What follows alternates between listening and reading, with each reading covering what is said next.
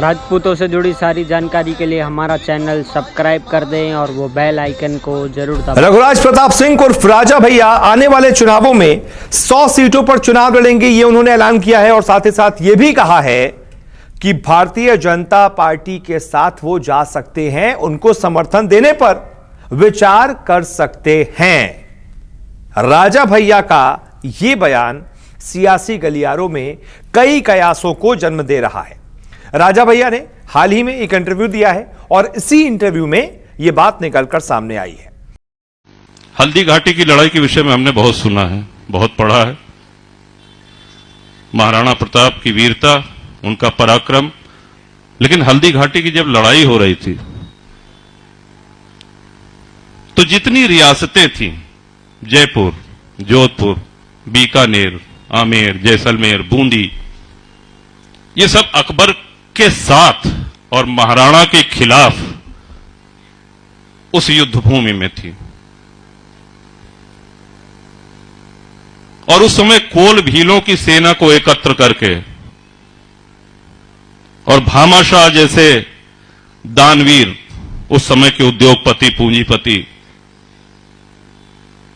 उनकी दी हुई संपदा के माध्यम से उनको एकत्र करके एक छोटी सी सेना बना करके महाराणा लड़ रहे थे।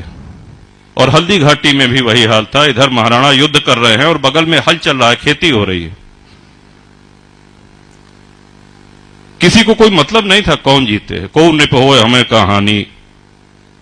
तो हमारी ये उदासीनता, हमारी ये निष्क्रियता या कापुरुषता, इसने हमारा पतन किया है।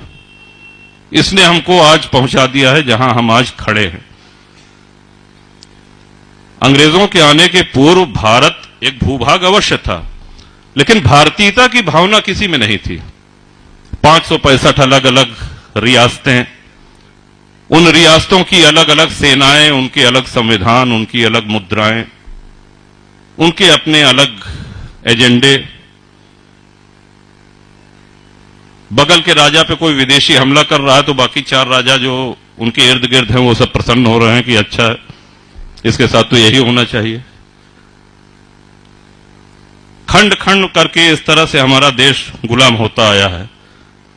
अब दुनिया के नक्शे पे देखेंगे, पुर्तगाल कितना छोटा सा देश है, नीदरलैंड कितना छोटा सा देश है, यूरोप के दूसरे कोने के देश, वहां से चले आए 4 जहाज में, 5 पानी के जहाज में, छोटे छोटे, और भारत के एक बड़े भूभाग पे कब्जा कर लिया। किसी ने कोई विरोध नहीं किया, जब तक लूटना था लूटे,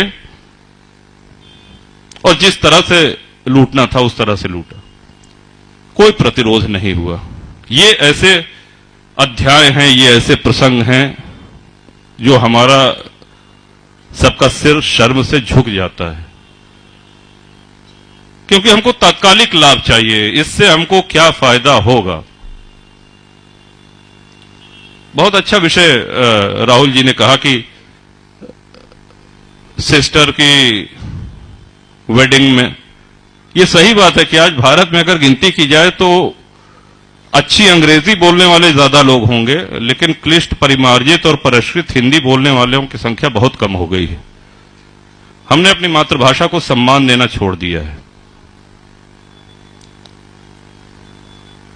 अगर हम अपनी मां का सम्मान नहीं करेंगे, हम अपने पिता का सम्मान नहीं करेंगे, अपने बड़े बुजुर्गों का सम्मान नहीं करेंगे, तो फिर हम अपने मित्र से यह अपेक्षा नहीं कर सकते हैं कि उनको भी सम्मान करना चाहिए।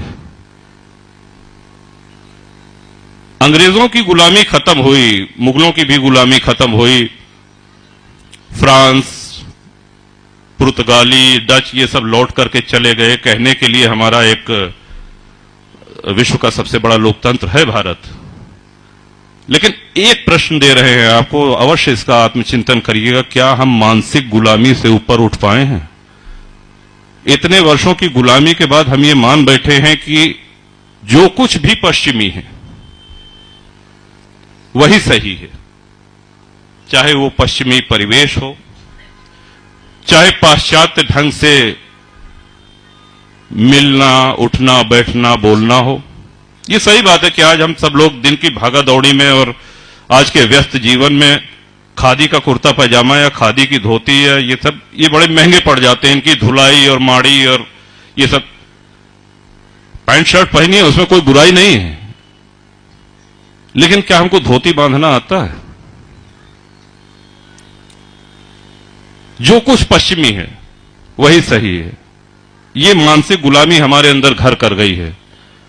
अम्मा नहीं कहेंगे अपनी मां को, अम्मा कहेंगे ये तो पिछड़ेपन की निशानी है। पिता को बाबूजी या दाऊ या बप्पा ये कहना तो पिछड़ेपन की निशानी है। आधुनिक कब होंगे? जब पापा कहेंगे। आधुनिक कब कहेंगे? जब हम मम्मी कहेंगे। हमने अपनी संस्कृति को, अपने इस विरासत को खुद ही ठुकरा दिया है।